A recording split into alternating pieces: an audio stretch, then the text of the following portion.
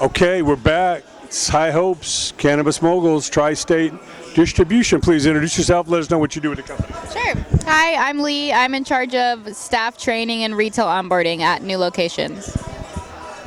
Hey everybody, my name is Brandon Jones. I do accounting for TriState Distribution.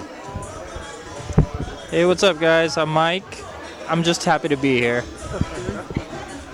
What's up guys, it's Trees and Breeze, and yeah, I'm happy to be here as well. Awesome. Give us a little idea how the company came about and why you started it. Totally. So TriState Distribution is a California operator. We're specific to California. Everyone kind of gets confused on TriState. That's the future. That's not today. Right now we're focused specifically on our clients in California. I come from this brand right here, Royal Reserve.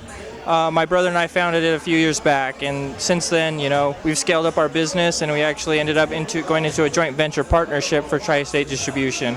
Been scaling since, trying to service clients and build a really fair assembly or supply chain. Okay, great.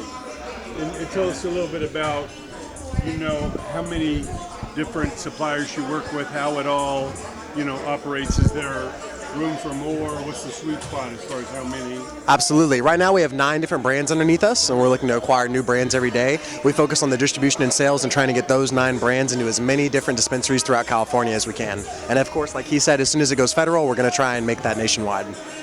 Yeah. Now, can you give us any inkling of how you select the brands you work with, what you look for, and Oh, sure. Yeah, brand relationships with us are huge. We only take on brands that we know are not only going to be a benefit to us, but that we can be a benefit to helping them grow too.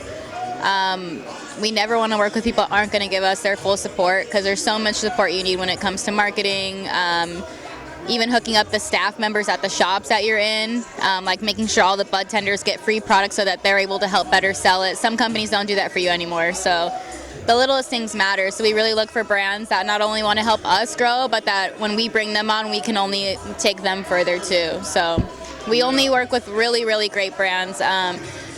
Loyal, 100% compliant. There's still companies out there that are really trying to feed around the bush. We don't deal with any of that. Yeah, and we want people that are going to feel like family too. Everybody has to show and prove. Yeah. And we want to be a family, so if you're not willing to kind of open your hearts to us, we're not willing to either. Yeah. Okay, great. We could give us a little idea of the industry as you see it and how the company kind of separates itself. Well, I think the industry is a great place just to be a part of. TriState Distribution, they provide us with amazing products. Trees and Breeze, I am an influencer for Dab Nation, so I know firsthand. I use TriState products all the time for all various videos, and it's some of the best stuff that I've ever tasted in my life. And that's not just a pitch that I use. It's just so new, innovative, from like different concentrates to vape cartridges to like premium flower. I mean, TriState just gives you like a great representation of what the cannabis industry should be like with products on the shelf. Okay.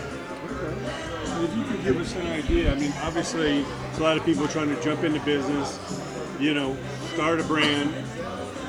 Obviously, at the end of the day, what makes a brand popular, and, you know, how do those brands really stand when the dust settles? Man, that's a lot of questions and a lot of stories in one.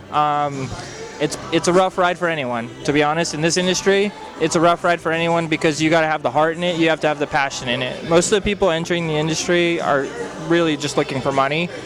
You can't do that in this industry. Like, the people can tell at the end of the day, and the consumer product that you actually put on the shelves, like, most people lose money in this space by putting on a quality product and then building a brand, right?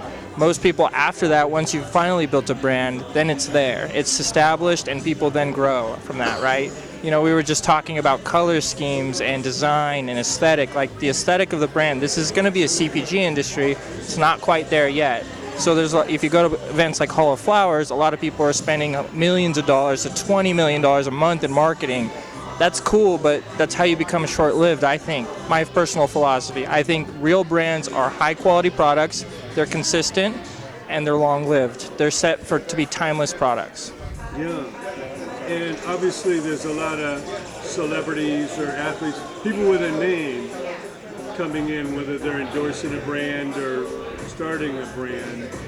Does that influence I mean, obviously it gets people's attention. At the end of the day, you got to have a quality product. Totally. Where does that fit in as far as the future, as far as the celebrity brand? Well, it's tough because some of the celebrity brands have reached out to us, and it's tough because I honestly can't say either way, right? I can't be pushy and say like a celebrity can't be successful in this industry, but at the end of the day, I think they do have a learning curve in the industry, because just because you're a celebrity and you want to leverage your brand, clout, your personal brand, doesn't mean you know weed. It doesn't mean you know cannabis, and it doesn't mean you know the consumer, right?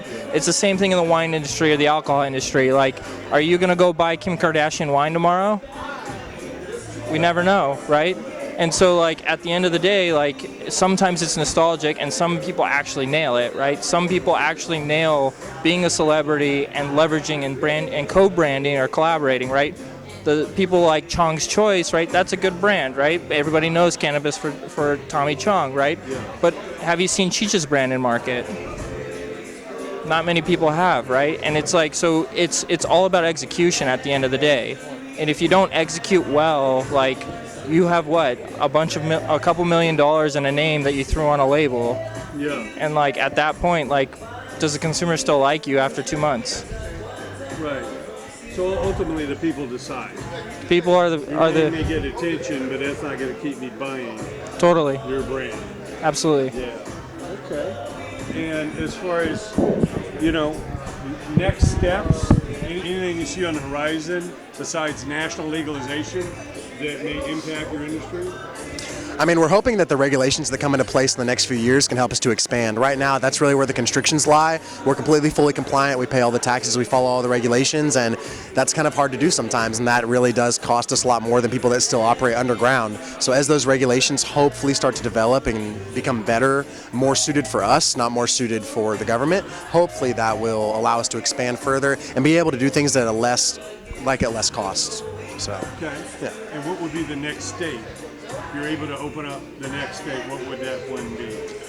I don't know. I would assume it would be somewhere where it's been legal for a while, such as like Colorado or Oregon. I mean, those people already have all the suppliers in place. They already have all of the distributors in place and everything like that. New and is opening up the season. Maybe Michigan. I feel like we've done quite a few shows in Michigan as well. So Michigan might be a better place for us to get into, where it's still kind of new and actually get our name in the door, and maybe we can be the distributors for those companies out there. Yeah. And as far as getting the word out,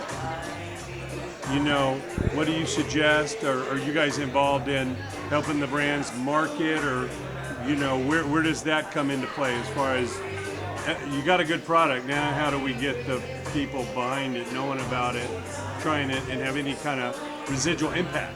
Sure. For our distribution company, I actually had a bunch of the in-store events. So once a shop picks up any of our products, we go in there and do demos with them at least once a month, but we try to get in there twice a month. So their patients are getting more familiar with our product. They get a better chance to try it 'cause it's at a discounted price. So the next time they come back, they won't feel so, I don't know if I want to spend that much, because they already know it's a great product from trying it the last time. We also sponsor a lot of events. So like this event, for instance, we're helping sponsor. We have a pop-up booth inside the hotel so people can kind of shop around and look at our glass. And then our new office, we have an outdoor space. So we're looking to do events pretty soon so that we can invite other brands to come and network and kind of build a really close family with us. We're all about relationships, so we're really good at marketing ourselves, and not only us, but other companies that we really help and that we really see a good vision behind. Yeah, it's all about a family in this community. So. Okay, great. Well, TriState Distribution, thanks so much for joining us.